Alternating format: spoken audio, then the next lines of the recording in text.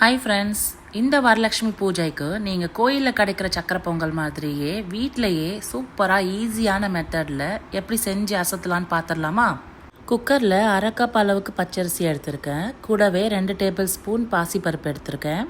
இதை நல்லா வாஷ் பண்ணிவிட்டு 3லேருந்து 3.5 கப் அளவுக்கு தண்ணீர் விட்டு ஒரு 2-3 விசில் வர வரைக்கும் மீடியம் ஃப்ளேமில் குக்கரில் விசில் விட்டு எடுத்துக்கலாம்.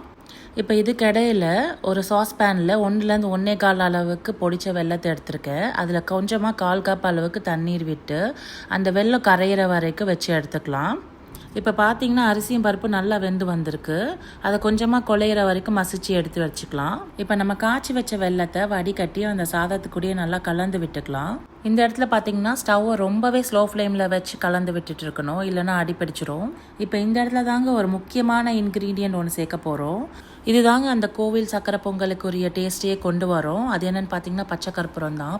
இதில் ஒரு சின்ன பிஞ்சு அளவுக்கு எடுத்துட்டு அதை நல்லா பொடி பண்ணிவிட்டு அந்த சக்கரை பொங்கலில் சேர்த்து விட்டுக்கலாம். இது கூடவே ஒரு 1/4 ஸ்பூன் அளவுக்கு ஏலக்காய் தூளையும் ஒரு பிஞ்சு அளவுக்கு உப்பும் ஆட் பண்ணியிருக்கேன். எந்த ஸ்வீட்டாக இருந்தாலுமே ஒரு பிஞ்சு அளவுக்கு உப்பு ஆட் பண்ணதாங்க அந்த ஸ்வீட்டோட டேஸ்ட்டையே கொஞ்சம் தூக்கி காமிக்கும். இப்போ இதெல்லாம் சேர்த்து ஸ்லோ ஃப்ளேமில் ஒரு 5 நிமிஷம் குக் பண்ணதுக்கப்புறம் கொஞ்சமாக நெய் ஆட் பண்ணிக்கலாம். இப்போது தாளிப்பு கடாயில் கொஞ்சமாக நெய் சேர்த்து முந்திரியும் திராட்சையும் நல்லா பொன்னிறமாக வறுத்து எடுத்துட்டு அந்த பொங்கலோட நல்லா சுட சுட கொட்டி கிளறி விட்டிங்கன்னா நல்லா சூப்பரான சக்கரை பொங்கல் ரெடி ஆகிடுங்க. கண்டிப்பாக இந்த வரலட்சுமி விரதத்துக்கு இந்த பொங்கல் செஞ்சிங்கன்னா உங்கள் ஃப்ரெண்ட்ஸ் எல்லாருமே கண்டிப்பாக உங்களை பாராட்டுவாங்க. செஞ்சு பார்த்துட்டு எப்படி இருக்குன்னு ஷேர் பண்ணுங்கள். தேங்க்ஸ் ஃபார் வாட்சிங்.